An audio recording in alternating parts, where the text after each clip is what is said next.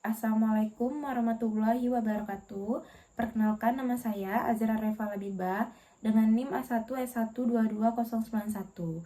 Tujuan saya membuat video ini untuk memenuhi nilai UTS saya pada mata kuliah Pendidikan Multikultural. Baiklah, pada materi pertama yaitu tentang pengertian pendidikan. Pendidikan adalah proses yang bertujuan untuk mengembangkan potensi peserta didik agar menjadi individu yang cerdas, berbudi pekerti, terampil, dan memiliki karakter baik sesuai dengan nilai-nilai yang berlaku pada masyarakat. Pendidikan mencakup aspek kognitif, afektif, dan psikomotorik. Dan contoh kasusnya seperti seorang siswa di sebuah sekolah dasar kesulitan dalam membaca dan menulis, atau disebut juga dengan disleksia. Meskipun memiliki potensi intelektual yang baik, siswa ini membutuhkan pendekatan khusus dalam proses belajarnya. Mungkin dengan peran BK membantu dalam mengidentifikasi apakah siswa mengalami kesulitan belajar tertentu seperti disleksia atau masalah belajar lainnya.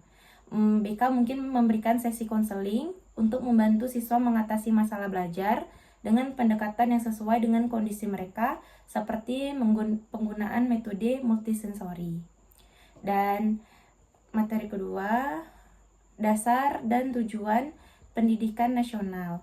Dasar pendidikan nasional Indonesia berlandaskan pada Pancasila dan Undang-Undang Dasar tahun 1945 yang mengutamakan pembentukan karakter, moralitas, dan kecerdasan peserta didik. Tujuannya adalah untuk mengembangkan potensi peserta didik agar menjadi individu yang beriman dan bertakwa, berkarakter mulia, serta terampil dalam berbagai bidang kehidupan. Contoh kasusnya mungkin seperti seorang siswa di SMA terlibat dalam kegiatan tawuran yang merugikan dirinya dan sekolah. Hal ini bertentangan dengan tujuan pendidikan untuk membentuk karakter yang baik dan menghargai perbedaan. Mungkin dengan peran BK bisa melakukan konseling untuk memahami latar belakang penyebab perilaku tawuran, apakah ada masalah emosional atau sosial yang belum terselesaikan.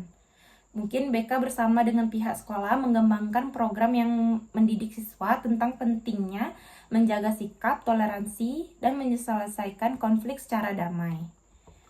Lalu ada prinsip penyelenggaraan pendidikan nasional.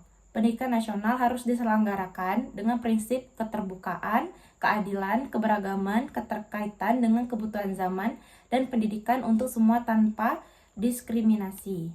Mungkin contoh kasusnya di sebuah sekolah terdapat siswa dengan disabilitas yang kesulitan mengakses fasilitas pendidikan yang sama dengan siswa lainnya, seperti akses untuk peserta didik dengan kebutuhan khusus seperti tunarungu atau tunanetra. Dan peran BK mungkin memberikan dukungan psikologis kepada siswa berkebutuhan khusus untuk meningkatkan rasa percaya diri dan mengurangi rasa cemas mereka terkait keterbatasan fisik. Lalu mungkin BK bisa bekerja sama dengan sekolah dan orang tua untuk memastikan bahwa fasilitas pendidikan dapat diakses oleh semua siswa, termasuk mereka yang memiliki disabilitas. Dan memberikan mungkin dengan konseling karir yang disesuaikan dengan kemampuan dan potensi siswa berkebutuhan khusus agar mereka dapat merencanakan masa depan dan lebih percaya diri. Lalu ada fungsi pendidikan yang berarti mengembangkan potensi individu, menyiapkan kehidupan sosial, dan menyiapkan generasi muda agar berkontribusi pada pembangunan negara. Fungsi pendidikan juga mencakup pembentukan karakter, kemampuan berpikir kritis, dan pengembangan keterampilan. Mungkin contoh kasusnya seperti seorang siswa SMA menunjukkan prestasi akademik yang baik, tetapi kesulitan berinteraksi dengan teman-temannya dan cenderung menyendiri. Ini berpotensi menghambat perkembangan sosial dan emosionalnya. Nah, mungkin peran BK mungkin memberi layanan konseling untuk membantu siswa mengatasi masalah sosial dan emosionalnya, misalnya dalam hal kecemasan, sosial atau kesulitan bergaul, dan mungkin BK menyarankan kegiatan ekstrakurikuler atau kelompok sosial yang dapat membantu siswa ini untuk membangun keterampilan sosial dan berinteraksi lebih baik dengan teman-temannya. Lalu ada implementasi pendidikan sesuai dengan Undang-Undang Dasar. Artinya harus mengacu pada Undang-Undang Nomor 20 Tahun 2003 tentang Sistem Pendidikan Nasional yang menekankan pada kesetaraan, keterjangkauan, aksesibilitas, dan kualitas pendidikan untuk semua warga negara. Mungkin contoh kasusnya seperti di daerah terpencil, ada anak-anak yang tidak bisa melanjutkan pendidikan ke sekolah menengah karena jaraknya yang jauh, keterbatasan ekonomi. Hal ini bertentangan dengan prinsip hak atas pendidikan yang layak. Mungkin peran BK dapat membantu mengidentifikasi siswa yang menghadapi hambatan untuk melanjutkan pendidikan karena masalah ekonomi atau aksesibilitas, dan mungkin BK bisa memberikan rujukan kepada lembaga atau program beasiswa untuk membantu siswa yang membutuhkan dukungan finansial agar dapat melanjutkan pendidikannya, dan memberikan penyuluhan kepada orang tua mengenai pentingnya pendidikan dan alternatif pendidikan yang tersedia, misalnya melalui pendidikan jarak jauh dan bantuan pendidikan dari pemerintah. Materi kedua tentang pengertian multikulturalisme, yang berarti sebuah pandangan atau pendekatan yang mengakui dan menghargai keberagaman budaya, suku, etnis, agama, dan identitas sosial yang ada dalam suatu masyarakat. Konsep ini menekankan pentingnya pengakuan dan penerimaan terhadap perbedaan yang ada, serta menciptakan ruang yang adil bagi setiap individu atau kelompok budaya yang berkembang tanpa harus mengorbankan identitas budaya mereka. Dalam konteks pendidikan, multikulturalisme berarti mendidik dan membentuk generasi yang mampu menghargai keberagaman serta hidup berdampingan secara harmonis meskipun memiliki latar belakang yang berbeda. Yang kedua, ada sejarah multikulturalisme sebagai ideologi sosial dan politik berkembang seiring dengan sejarah kolonialisme, migrasi, dan globalisasi.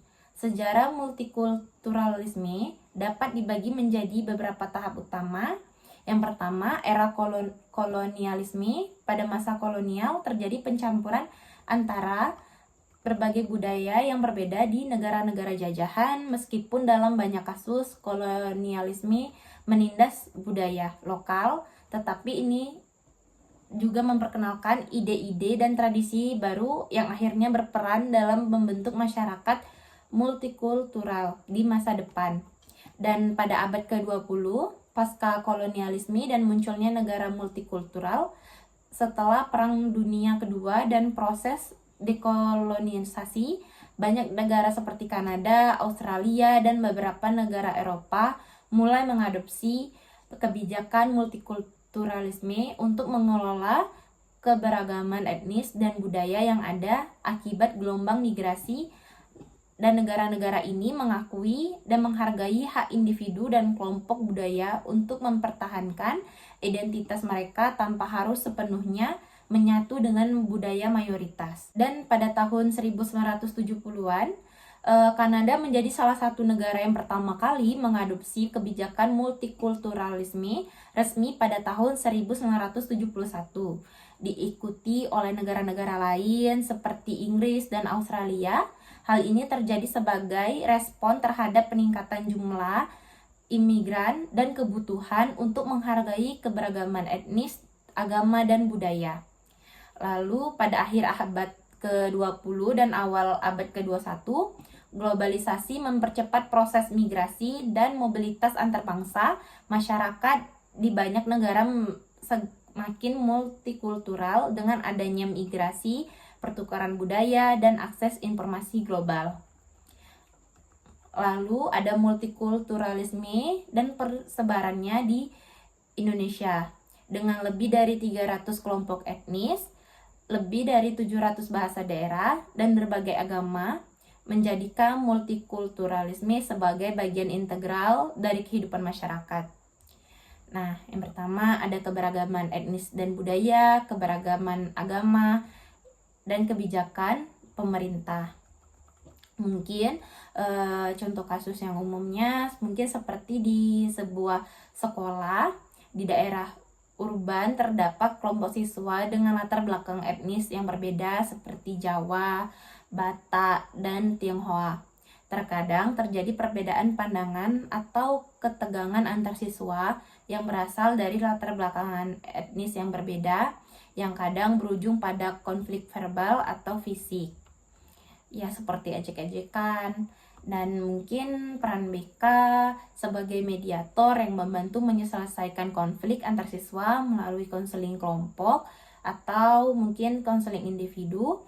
BK dapat membantu siswa untuk lebih memahami latar belakang budaya satu sama lain, serta mengajarkan keterampilan komunikasi yang efektif dan empati.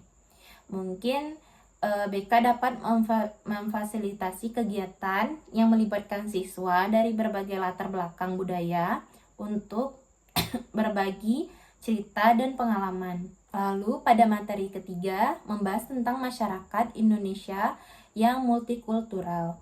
Indonesia adalah negara dengan keberagaman suku, agama, bahasa, dan budaya yang sangat kaya. Terdapat lebih dari 300 suku bangsa dengan berbagai bahasa daerah dan adat istiadat. Indonesia juga memiliki 6 agama resmi, dan meskipun mayoritas beragama Islam, agama-agama lain seperti Kristen, Katolik, Hindu, Buddha, dan Konghucu juga berkembang dengan baik. Prinsipnya Bhinneka Tunggal Ika yang berarti berbeda-beda tetapi tetap satu, menjadi landasan dalam menjaga keberagaman ini.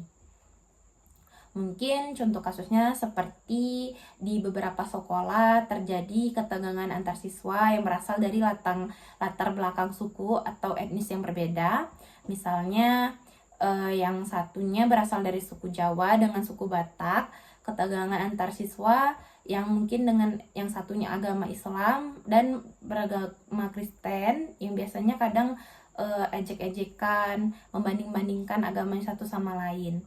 Nah, mungkin peran BK mungkin sebagai mediator yang menengahi konflik antar siswa dengan latar belakang budaya yang berbeda dan keyakinan agama yang berbeda.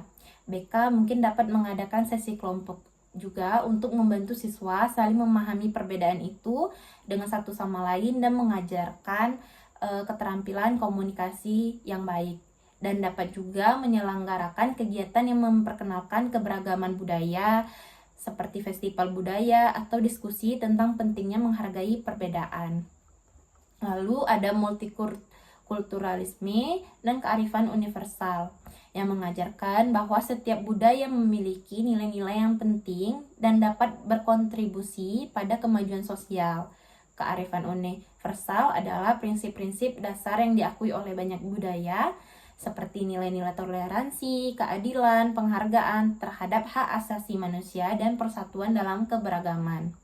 Mungkin contohnya seperti seorang siswa minoritas agama merasa didiskriminasi oleh teman-temannya yang mayoritas beragama lain. Misalnya ia sering diejek atau dikucilkan karena perbedaan keyakinan.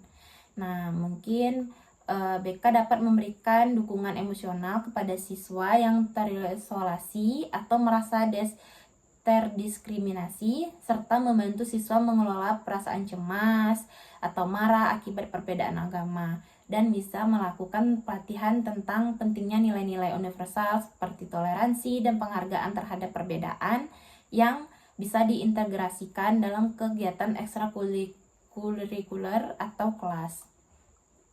Lalu yang ketiga ada globalisasi, peluang dan ancaman multikulturalisme. Globalisasi membuka peluang bagi pertukaran budaya antar negara, memperkenalkan teknologi baru, serta meningkatkan hubungan internasional.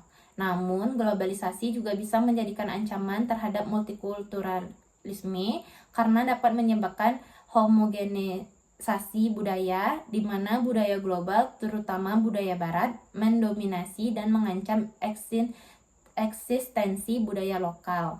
Mungkin contohnya seperti di kota besar Indonesia, banyak remaja yang lebih tertarik dengan gaya hidup modern, seperti mengikuti tren mode, style, musik, mungkin mengenalkan dari luar negeri, sementara budaya tradisional lokal mulai terkikis.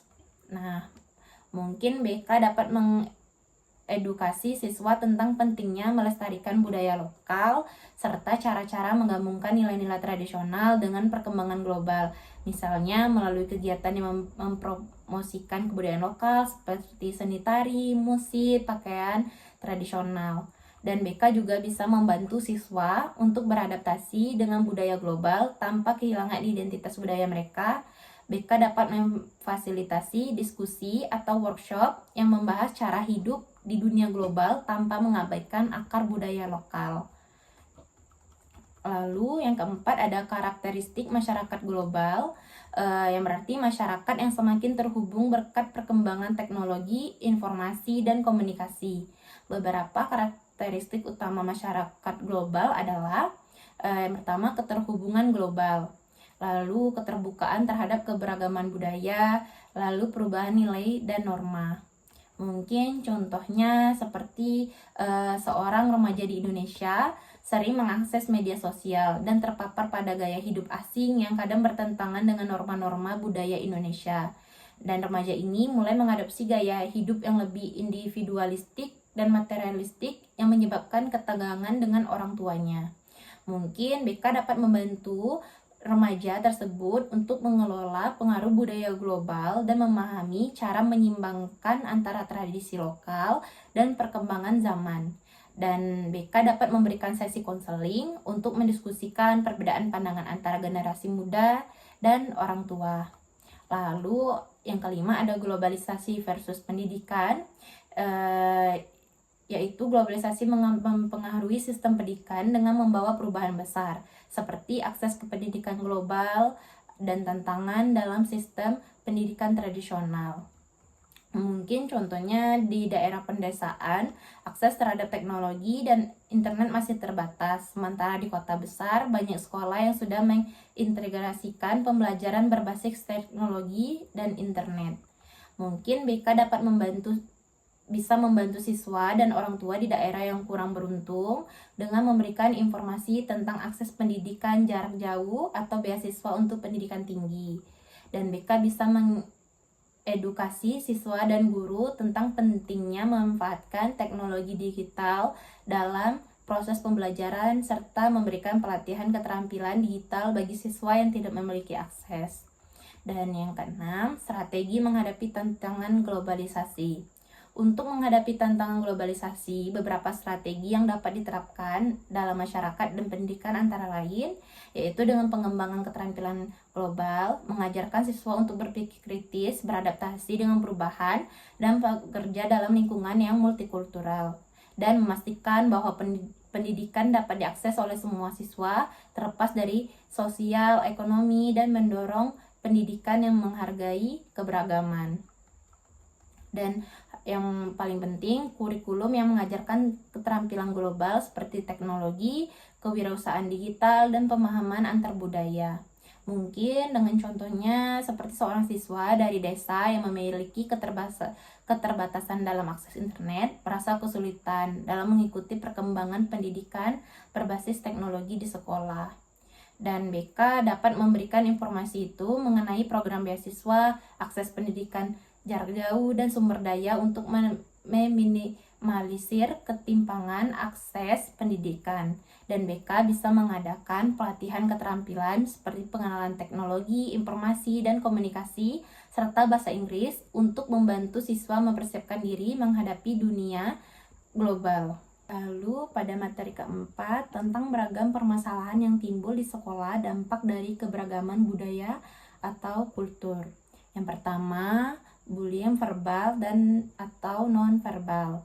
Bullying verbal atau non-verbal seringkali terjadi ketika siswa saling mengejek atau menghina satu sama lain berdasarkan perbedaan budaya, agama, atau etnis. Bullying ini dapat berupa penghinaan, ejekan, atau perilaku fisik yang tidak menyenangkan dan seringkali menargetkan siswa yang dianggap berbeda dari kelompok mayoritas. Mungkin dengan contohnya, seorang siswa yang berasal dari etnis minoritas sering diejek oleh teman-temannya dengan kata-kata rasis seperti kamu itu orang Indonesia, tapi kulit kamu terlalu gelap dan dibanding-bandingkan dengan kawannya yang memiliki kulit yang agak putih. Dan selain itu, siswa tersebut juga dijauhi dalam kelompok permainan atau kegiatan ekstrakurikuler. Dan BK dapat memberikan konseling kepada korban bullying untuk membantu mengatasi dampak psikologisnya seperti perasaan rendah diri, depresi, dan kecemasan. BK juga perlu mendampingi siswa yang melakukan bullying untuk menyadarkan mereka tentang dampak negatif dari sikap mereka dan mengajarkan tentang pentingnya toleransi. Dan BK dapat mengadakan sesi edukasi di sekolah untuk meningkatkan pemahaman siswa mengenai keberagaman budaya, etnis, dan agama, serta bagaimana menghargai perbedaan tersebut. Lalu yang kedua ada pelecehan. Pelecehan di sekolah dapat terjadi dalam berbagai bentuk, seperti pelecehan fisik, verbal, atau seksual, yang seringkali dipicu oleh perbedaan budaya, agama, atau gender. Ketika siswa merasa tidak dihargai karena latar belakang budaya mereka rentan menjadi korban pelecehan. Contohnya seperti seorang siswa yang beragama minoritas seringkali menjadi sasaran ejekan dan tindakan pelecehan dari teman-temannya karena menjalankan ibadah agama mereka secara berbeda, seperti tidak makan di siang hari selama bulan Ramadan atau memakai pakaian yang menunjukkan identitas agamanya. Dan BK berperan dalam memberikan konseling kepada korban pelecehan untuk membantu mereka mengatasi trauma atau rasa tersaing. BK juga bisa memberikan konseling kepada pelaku pelecehan untuk mengubah perilaku mereka dan membangun pemahaman tentang pentingnya menghargai perbedaan agama. Lalu ada resolusi konflik etnis. Konflik antar kelompok etnis di sekolah dapat muncul akibat stereotip, diskriminasi, atau ketegangan sosial yang berkaitan dengan perbedaan latar belakang budaya. Konflik ini bisa terjadi dalam berbagai bentuk seperti pertengkaran, perkelahian, atau pengucilan kelompok tertentu. Contohnya, di sekolah terjadi ketegangan antara siswa yang berasal dari suku Jawa dan suku Batak. Seringkali siswa dari kedua suku tersebut saling bertengkar karena adanya stereotip negatif seperti anggapan bahwa orang Batak itu keras kepala atau bahwa orang Jawa itu terlalu lembek dan tidak tegas. Dan BK dapat bertindak sebagai mediator untuk membantu menyelesaikan konflik etnis antar siswa dengan menggunakan pendekatan komunikasi yang efektif. BK dapat memfasilitasi diskusi antara kedua kelompok untuk mengungkapkan perasaan mereka, saling memahami dan mencari solusi bersama untuk menghentikan konflik. Dan BK juga bisa menyelenggarakan kegiatan kelompok, mempromosikan kerjasama antar etnis seperti kerja proyek, kelompok yang melibatkan siswa dari berbagai latar belakang suku untuk membangun rasa saling percaya dan menghilangkan stereotip. Lalu yang keempat yaitu resolusi konflik, upaya memahami kultur subjektif. Terkadang konflik antar siswa terjadi bukan karena perbedaan yang objektif, tetapi karena adanya kultur subjektif, yaitu cara individu atau kelompok menginterpretasikan situasi atau perilaku berdasarkan latar belakang budaya mereka. Pemahaman yang salah tentang budaya atau kebiasaan orang lain seringkali memicu konflik. Contohnya seperti seorang siswa dari Jawa merasa terhina karena seorang teman dari Batak berbicara dengan nada yang keras dalam diskusi kelompok. Siswa Jawa tersebut menganggapnya sebagai bentuk ketidaksopanan, sementara siswa Batak menganggapnya sebagai cara berbicara yang biasa dan tidak ada maksud buruk. Dan BK dapat memberikan sesi membimbingan untuk membantu siswa memahami perbedaan, cara berkomunikasi, dan nilai budaya antara satu sama lain. Siswa perlu diberi pemahaman bahwa apa yang dianggap sopan dalam suatu budaya belum tentu diterima dengan cara yang sama dalam budaya lain. Dan BK pun bisa mengadakan pelatihan atau workshop tentang keterampilan komunikasi yang efektif dalam situasi multikultural, membantu siswa untuk memahami bagaimana menyampaikan perasaan mereka tanpa menyinggung budaya orang lain. Lalu yang kelima ada studi perdamaian untuk mengkaji konflik. Studi perdamaian adalah pendekatan yang digunakan untuk mengkaji akar penyebab konflik dan mencari solusi yang bisa menciptakan kedamaian di antar pihak yang terlibat. Dalam konteks sekolah, studi perdamaian melibatkan upaya untuk menganalisis konflik yang terjadi antara siswa atau kelompok dan menemukan cara untuk mengurangi ketegangan serta membangun hubungan yang harmonis. Mungkin contohnya di salah satu sekolah terjadi konflik antar siswa Muslim dan Kristen terkait perbedaan pandangan tentang cara merayakan hari besar agama mereka seperti Idul Fitri dan Natal. Beberapa siswa merasa tidak nyaman dengan perbedaan ini dan terjadi saling hujat. Dan BK dapat memfasilitasi sesi studi perdamaian dengan melibatkan perwakilan dan berbagai kelompok agama atau etnis untuk berbicara secara terbuka tentang perbedaan mereka dan mencari titik temu. Tujuan utamanya adalah untuk membangun rasa saling pengertian dan mengurangi ketegangan antar kelompok. Dan BK dapat mengorganisasi kegiatan berbasis empati seperti sesi berbagi, pengalaman, atau kegiatan sosial bersama yang melibatkan siswa dari berbagai latar belakang budaya atau agama, sehingga mereka dapat merasakan dan menghargai perbedaan satu sama lain. Lalu pada materi kelima membahas tentang beragam permasalahan yang timbul di keluarga, dampak dari keberagaman budaya atau kultur. Yang pertama, tingginya angka perceraian. Keberagaman budaya dalam pernikahan dapat menjadi tantangan besar ketika pasangan berasal dari latar belakang budaya yang berbeda. Perbedaan dalam cara pandang, tentang peran gender, pendidikan anak, cara berkomunikasi, dan nilai-nilai keluarga dapat menimbulkan ketegangan yang pada akhirnya berujung pada perceraian. Dan contohnya mungkin seperti seorang wanita yang berasal dari budaya yang lebih terbuka dan egaliter merasa kesulitan beradaptasi dengan suaminya yang berasal dari budaya yang lebih patriarkal. Suami yang menganggap bahwa istri seharusnya lebih banyak mengurus rumah tangga dan tidak berperan aktif dalam karir. Ketegangan ini terus meningkat dan mengarah pada perceraian. BK mungkin dapat memberikan konseling bagi pasangan yang mengalami perbedaan budaya tersebut dalam pernikahan untuk membantu mereka memahami satu sama lain. BK juga dapat memfasilitasi komunikasi terbuka dan mengajarkan keterampilan negosiasi agar pasangan dapat menemukan kompromi. BK juga bisa membantu pasangan memahami dan menghargai nilai-nilai budaya pasangan mereka serta memperkenalkan cara untuk mengintegrasikan nilai-nilai tersebut ke dalam kehidupan keluarga sehari-hari. Lalu, yang kedua ada konflik antar keluarga. Perbedaan budaya juga bisa menyebabkan konflik antar keluarga besar, seperti antara pasangan dengan orang tua atau antara keluarga besar dari kedua belah pihak.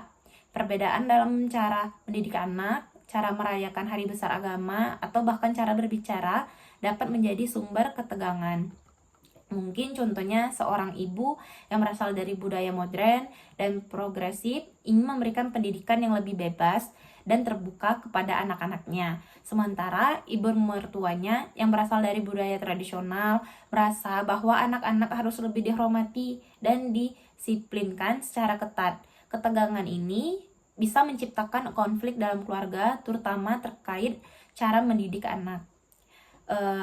Dan BK dapat menjadi mediator untuk mengurangi ketegangan antara anggota keluarga dengan membantu mereka melihat masalah dari sudut pandang yang berbeda. BK bisa menyarankan agar mereka berbicara dengan terbuka dan mencari solusi yang saling menghormati. BK pun bisa memberikan bimbingan kepada keluarga agar bisa menemukan keseimbangan antara nilai-nilai budaya yang ada dan cara-cara pendidikan yang lebih modern. Lalu yang ketiga ada resolusi konflik etnis. Konflik etnis dalam keluarga bisa terjadi ketika ada perbedaan latar belakang, suku, atau etnis antara anggota keluarga. Misalnya ketegangan dapat muncul antara pasangan yang berasal dari suku etnis atau berbeda, atau antara orang tua dan anak yang mencoba mengadopsi budaya yang lebih global. Dan contohnya seperti seorang pria dari suku Batak menikah dengan wanita yang berasal dari suku Jawa. Meskipun mereka saling mencintai, ketegangan mulai muncul ketika masalah adat dan tradisi masing-masing. Suku tidak dihargai oleh satu sama lain. Misalnya pihak keluarga Batak ini melaksanakan upacara adat pernikahan yang cukup rumit, sementara keluarga Jawa lebih memilih acara yang lebih sederhana. Dan BK dapat membantu pasangan atau keluarga untuk merumuskan cara yang saling menghormati dan adil dalam menangani perbedaan etnis. BK dapat memberikan panduan dalam mengintegrasikan adat dan tradisi masing-masing dengan cara yang harmonis. Dan BK dapat mengadakan sesi konseling untuk memperkenalkan konsep toleransi antara etnis dan membantu keluarga memahami perbedaan tanpa harus mengorbankan identitas budaya masing-masing. Lalu yang keempat, tentang resolusi konflik, upaya memahami kultur subjektif. Konflik dalam keluarga juga sering kali timbul akibat ketidaktahuan tentang kultur subjektif, yaitu cara masing-masing individu memandang dunia dan berinteraksi dengan orang lain berdasarkan latar belakang budaya mereka. Pemahaman yang salah dapat memicu ketegangan yang rusak, keharmonisan dalam rumah tangga atau hubungan keluarga. Contohnya mungkin seperti seorang istri merasa kecewa karena suaminya yang berasal dari budaya patriarki menganggap bahwa dirinya seharusnya lebih banyak mengurus rumah tangga dan anak-anak, sementara ia merasa bahwa dirinya juga perlu berkarir dan membantu keuangan keluarga. Suami merasa tidak dihargai dan menciptakan konflik. Dan BK dapat membantu masing-masing pihak memahami cara pandang dan ekspektasi berdasarkan budaya mereka masing-masing. BK dapat mengajarkan kepada pasangan atau anggota keluarga bagaimana berkomunikasi dengan cara yang tidak menyinggung perasaan, dengan saling menghargai perbedaan budaya yang ada. Dan lalu yang kelima, tentang studi perdamaian untuk mengkaji konflik. Studi perdamaian bertujuan untuk mengkaji akar konflik dan menemukan solusi yang bisa menciptakan kedamaian dalam keluarga. Studi ini penting mengidentifikasi apa yang menyebabkan perpecahan dalam keluarga dan bagaimana cara-cara yang konstruktif untuk menyelesaikannya, terutama ketika perbedaan budaya menjadi salah satu pemicunya. Dan contohnya mungkin seperti seorang anak yang tumbuh dalam keluarga dengan latar belakang budaya yang sangat berbeda, misalnya satu orang tua berasal dari budaya barat yang lebih individualistik dan orang tua lainnya berasal dari budaya timur yang lebih kolektivistik, merasa bingung tentang nilai-nilai yang harus dipegang. Hal ini menyebabkan konflik antara orang tua dan anak terkait dengan ekspektasi dalam kehidupan sosial dan profesional anak. Dan BK dapat melakukan analisis terhadap masalah yang ada dalam keluarga untuk menemukan akar penyebab konflik, apakah itu berasal dari ketidaksesuaian, nilai budaya, atau perbedaan cara pandang dalam menghidupi tradisi. Dan BK bisa memfasilitasi proses penyelesaian konflik dengan menggunakan pendekatan studi perdamaian seperti melakukan diskusi yang menekankan pada kompromi dan pengertian antar anggota keluarga. BK dapat memberikan pelatihan atau sesi berbicara untuk membantu anggota keluarga membangun pemahaman bersama dan mencari solusi yang berdampak positif bagi semua pihak. Lalu yang materi terakhir, materi ke-6, tentang beragam permasalahan yang timbul di masyarakat, dampak dari keberagaman budaya atau kultur. Yang pertama, resolusi konflik etnis. Konflik etnis seringkali muncul akibat perbedaan budaya, agama, atau identitas kelompok yang dirasakan sebagai ancaman terhadap kelompok lain. Ketegangan antar etnis dapat memicu konflik fisik, diskriminasi, atau ketidakadilan yang merusak keharmonisan sosial dalam masyarakat. Dan contohnya mungkin seperti di beberapa daerah di Indonesia terjadi ketegangan antara masyarakat yang berasal dari etnis tertentu, antara etnis Jawa dan etnis Dayak. Ketegangan ini seringkali dipicu oleh perbedaan adat, kebiasaan, atau persaingan dalam hal ekonomi dan politik. Hal ini dapat dikembangkan menjadi bentrokan fisik dan perpecahan sosial yang merugikan kedua belah pihak. Dan BK bisa berperan dalam memfasilitasi dialog antar kelompok etnis yang terlibat konflik tersebut untuk membuka ruang komunikasi dan saling memahami. Dengan menggunakan metode mediasi, BK dapat membantu pihak-pihak yang bertikai untuk mendiskusikan ketegangan mereka secara terbuka dan mencari solusi bersama. Lalu ada resolusi konflik, upaya memahami kultur subjektif. Ketegangan dalam masyarakat seringkali bukan hanya disebabkan oleh perbedaan budaya yang objektif, tetapi juga oleh kultur subjektif, cara individu atau kelompok menafsirkan dan memahami dunia berdasarkan latar belakang budaya mereka masing-masing. Nah, contohnya mungkin seperti di sebuah kota besar terjadi konflik antara kelompok masyarakat yang berasal dari budaya urban dan kelompok yang berasal dari budaya perdesaan. Kelompok urban cenderung lebih terbuka terhadap perubahan sosial dan teknologi, sedangkan kelompok perdesaan merasa nilai-nilai tradisional mereka terancam. Salah satu kelompok merasa cara hidup mereka dihina dan tidak dihargai, yang menyebabkan ketegangan dalam interaksi sosial mereka. Dan BK dapat berperan dalam membantu masyarakat untuk memahami bahwa banyak konflik yang muncul berasal dari cara masing-masing kelompok menginterpretasikan situasi atau perilaku orang lain. Melalui sesi konseling atau diskusi terbuka, BK dapat membantu individu dan kelompok memahami perbedaan ini dengan lebih baik dan membangun sikap saling menghargai. Lalu yang ketiga ada studi perdamaian untuk mengkaji konflik. Studi perdamaian adalah pendekatan untuk menganalisis penyebab konflik dan mencari solusi damai yang bisa diterima oleh semua pihak yang terlibat. Di masyarakat yang multikultural, konflik sering kali muncul karena adanya ketidakseimbangan atau ketidakadilan yang berakar pada perbedaan budaya yang perlu dianalisis secara mendalam untuk menemukan solusi yang efektif. Dan contohnya mungkin seperti di sebuah kota yang dihuni oleh berbagai suku dan agama, terjadi ketegangan sosial yang berakar pada perbedaan cara hidup dan pola pikir antar kelompok. Misalnya kelompok yang lebih konservatif merasa bahwa nilai-nilai agama mereka tidak dihormati oleh kelompok lain yang lebih liberal. Ketegangan ini memicu perselisihan mengenai kebijakan publik seperti penggunaan ruang publik atau perayaan hari besar agama. Konflik sosial ini memperburuk hubungan antar kelompok dan menurunkan rasa saling percaya. Dan BK dapat berperan dan memfasilitasi diskusi antara pihak-pihak yang terlibat dalam konflik untuk memahami akar penyebab ketegangan tersebut. Dengan menggunakan pendekatan studi perdamaian, BK bisa mengajak pihak-pihak yang terlibat untuk menggali lebih dalam tentang alasan mereka merasa terancam atau tidak dihargai, serta menemukan solusi damai yang adil. Itu saja penjelasan dari saya tentang pengertian pendidikan, pengertian multikultural, dan penjelasan tentang beragam permasalahan yang timbul di sekolah, keluarga, dan masyarakat, dampak dari keberagaman budaya atau kultur. Dan saya tutup. Wassalamualaikum warahmatullahi wabarakatuh.